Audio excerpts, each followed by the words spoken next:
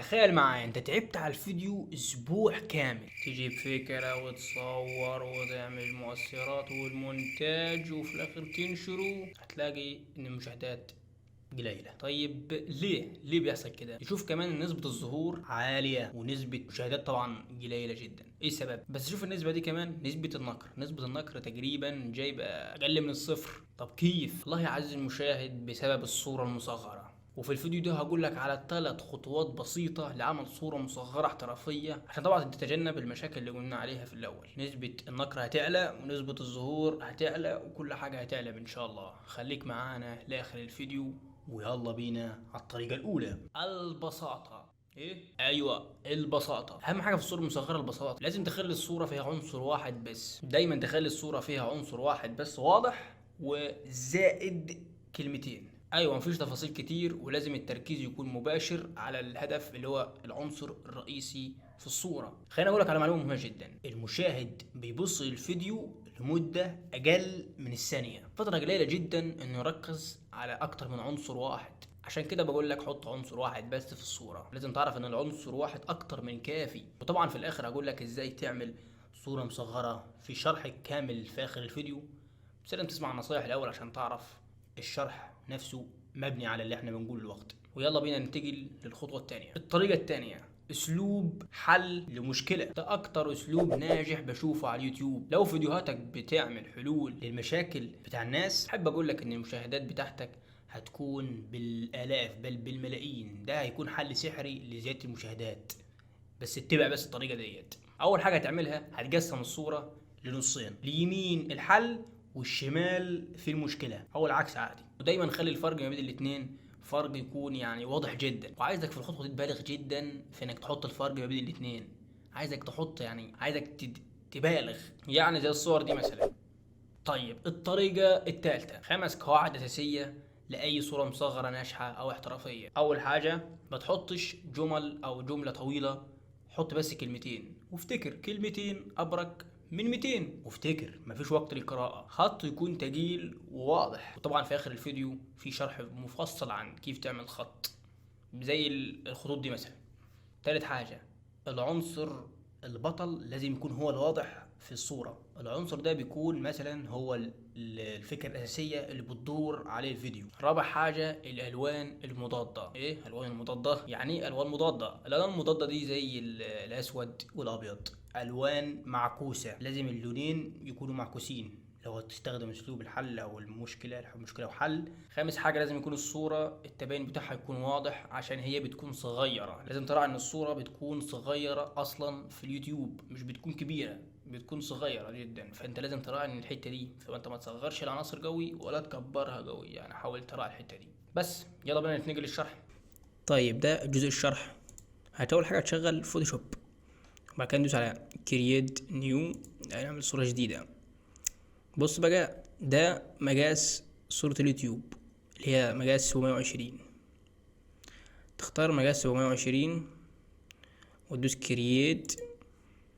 طبعا في حاجات بديهية جدا في البرنامج في الفوتوشوب، فانا هحاول اشرح كل حاجة بحيث ان في ناس صراحة مش ما اتعاملتش معاها قبل كده، فانا بحاول اشرح كل حاجة من الاول يعني. طيب عشان نعمل نصين حلوين، يعني هو الفكرة كلها ان احنا لازم نعمل نصين اصلا. هو النصين الى كلمة تحت كلمة كده، كلمتين فوق بعض. هي الموضوع كله موضوع كلمتين فوق بعض يكونوا شكلهم حلو بس. طيب هتدوس على علامة التكست دي، بتكون هنا، او تدوس على حرف التي اختصار ليها. بعد كده تدوس عادي كليك ماوس، هتلاقي ان هو كتب او كتب لك كتابة افتراضية كده محفوظة كده زي الكلمة ديت، الله اعلم هي. المهم بعد كده هتكتب الكلمتين اللي هيبقوا موجودين في صورة مصغرة. مثلا انا هكتب صورة حول اللغة العربية، صورة. بعد كده لما تكتب صورة، الكلمة التانية بتكون تحت، تدوس على الانتر هتلاقي نزل تحت في السطر. تكتب صورة مصغرة صورة مصغرة. تمام، احنا كده كتبناها. طيب اول ما تكتب صورة مصغرة، اول حاجة لازم نركز فيها هي الفونتات. الفونتات نغير الفونت منين؟ مش لازم تغير اصلا، هو في اللي ممكن يكون الفونت ده حلو او ممكن يكون مش حلو لبعض الناس يعني، على حسب. فاحنا مثلا هو ده حلو يعني مش وحش، فانا هستخدمه. هنروح هنا اهوت عند فوق عند الكلمة دي كده، في هذه القائمة هتدوس السهم هيفتح كل القوائم الموجودة تحت. هتدوس على ده بلاد كده. كده هتلاحظ ان الخط بيجي اكتر سماكة يعني شوية. طيب زي ما احنا قلنا في الشرح طبعا ان لازم يكون في كلمة عكس كلمة في من ناحية اللون. ده مثلا اسود، ده ابيض مثلا. بس احنا في الصورة المصغرة هنا خلفية بيضة. طبعا انت ممكن تغير الخلفية عادي من هنا، من الكلمة بتاع layers تحت هنا، تدوس عليها دبل كليك عادي. طبعا ممكن تخليها layer بالدبل كليك دي وتدوس اوكي، او تمسحها عادي، تمسحها كده. وبعد كده عشان اللون الابيض ما يدخلش مع الابيض، فانا مثلا اخلي كلمة صورة ابيض من هنا. الجنب ده بجنب بتاع الالوان، في الوان وكل حاجة تتحكم في الالوان، فبقت بيضة. طبعا هي مش باينة جوه برضه بسبب الخلفية الشفافية عادي. بس برضه احنا هنعمل حركة طريقة كده قدام اخليها تبان. المهم كلمة مصغرة يا تخليها سودة، وده ما بفضلوش صراحة، يا تخليها لون تاني، يعني مثلا انا اخليها اصفر كده. كده يعني جربت تاخد الشكل اللي احنا عايزينه. طيب عايزين دلوقتي نعمل افكتات.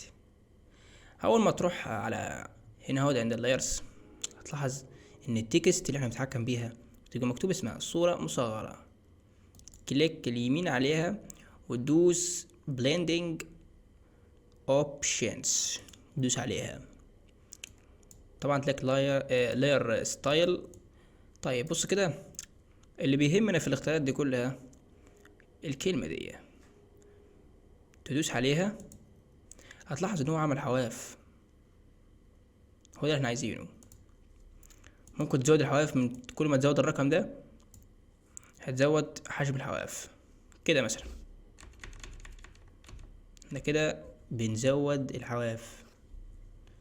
طيب كده تمام، هي كده حلوة يعني، مش بس احنا مش عايزين كتير يعني، ممكن كده كده يعني تقريبا تمام. طيب هتدوس الاسود او الكالر بتاع الحواف، هتدوس عليها وتتحكم بيها. ممكن نخليها، حاول تخليها بالسودة، طلعها فوق الاسود بحاجة بسيطة كده، بسيطة قوي. وهقول لك ليه بعدين. بعد كده ممكن تزود لو عايز تضيف حواف تاني، الوان تانية يعني، أو ممكن تضيف لها ظل هنا، دي بتكون حلوة. تضيف لها الظل الشادو، ودي اعدادات الشادو. طبعا احنا مش مطلوب مننا نعرف اعدادات الشادو كلها، بس انت مادام انت دخلت في البرنامج لازم تفضل تكتر دي وتعلي دي عشان تعرف ايه الاعدادات كلها بتعمل ايه هنا.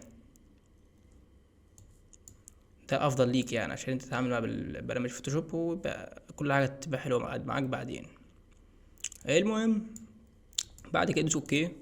طبعا احنا مش عايزين حاجه من قائمه افكت كتير في هي الصوره بتاعت التكست نفسها بتاع اللاير. المهم اول ما تعمل هذه الصوره هذا الوضع كده، بس انا هصغرها شويه. هدوس على كنترول تي، هتلاحظ ان هو في علامات او نقاط مربعات كده جات كده، ده ممكن تصغرها منها كده، او في طريقة احسن كده. هجيب التكست تاني، تعرف التي مثلا، وبتعلم عليها وبتقلل الرقم ده حجمه، تقلل تكبر. الاتنين شبه بعض شوية، بس انا بحب استخدم الطريقة العادية دي، بتكون افضل يعني. تصغرها مثلا لحد هنا. طيب في افكت بحب احطه دايما، ادوس على علامة الزائد اللي عندي وهيطلع لي لاير جديدة. علامة الزائد اللي تحت دي بتزود لك لاير جديدة.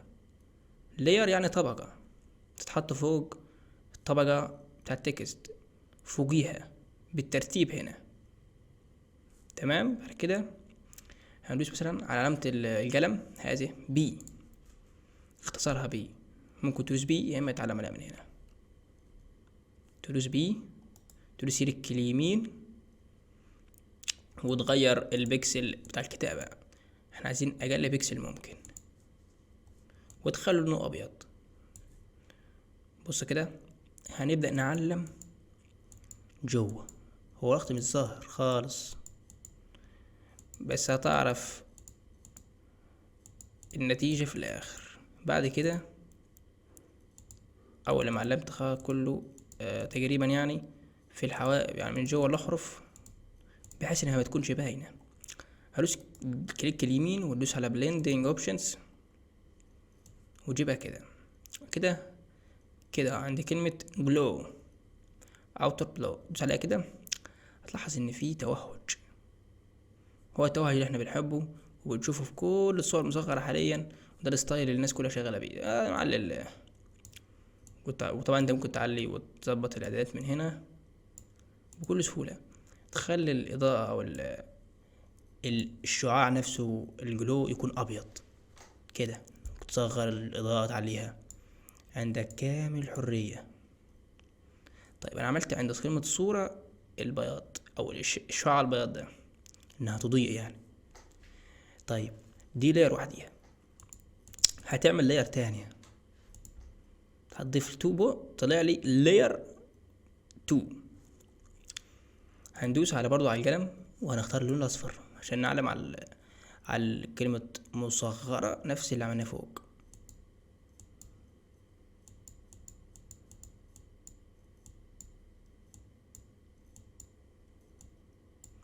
طيب بعد ما خلصنا هندوس برضو على دبل كليك عليها، كليك اليمين قصدي، وبعد كده نفس الكلام اوتر جلو. بعد كده ندوس هنا خلاص صفرة بقى كده، خلاص صفرة. حط علامة الاصفر هنا وتدوس كده بقت صفرة وبقت مضيئة. تمام. ده بيكون منظر حلو وبنشوفه كتير في الصور المصغرة. طيب احنا بقى عايزين في حتة تانية برضو، تدوس على نيو وتنزل اللاير دي، تمسكها كده وتنزلها لتحت، تفضل ماسكها كده وتنزلها لتحت كده بقت تحت وصورة مصغرة فوقيها. تمام. بعد كده ندوس على مثلا علامة التحديد دي او البديل عنها حرف الام. بص تعلم تعليمة كده، تعليمة بسيطة. بعد كده تملاها اسود. بس كده لما تعمل كده لازم تعمل حتة ملحوظة كده، لازم تكبر الصورة على قد تكون قد الصورة كلمة مصغرة، لان دي مش قد دي. فعشان تعمل كده تعلم عليها بس وتدوس هنا على الارقام دي وتبدأ انك تكبر هذا الرقم كده. بس تلاحظ حاجة هنا برضو، كل حاجة بقت تمام، بس انصحك انك تعمل الخطوة دي الاول. بعد كده هتدوس على اللاير اللي تحت ديت ونكمل اللي احنا كنا بنعمله. هتجيب دي كده ونملى دي كده. ليه تعمل كده؟ وهتجيب الفرشة وتخليها سودة وتكبر السايز وتبدأ وخلي السايز يكون كده، متخلوش يعني في تدرج الوان. بعد كده هتلاحظ ان الصورة بقت كده، حاجة بسيطة صراحة وحلوة وبتشد النظر من اول نظرة. بص بقى، بقت شكلها احترافي.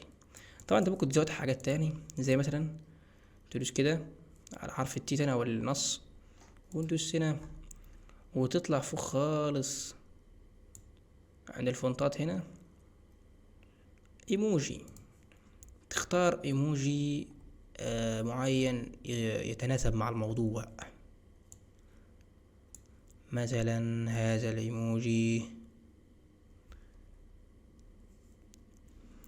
ايموجي اللي هو حاطط نضارة ده، حلو ده. ايموجي كول، تحطه كده. طبعا ده بيكون اضافة تحطها في اي مكان يتناسب مع الصورة. وطبعا الايموجي اللي موجودة في البرنامج فوتوشوب بتكون يعني مش افضل حاجة، فالافضل انك تجيبها من مواقع خارجية افضل. طيب كده بقت صورة حلوة.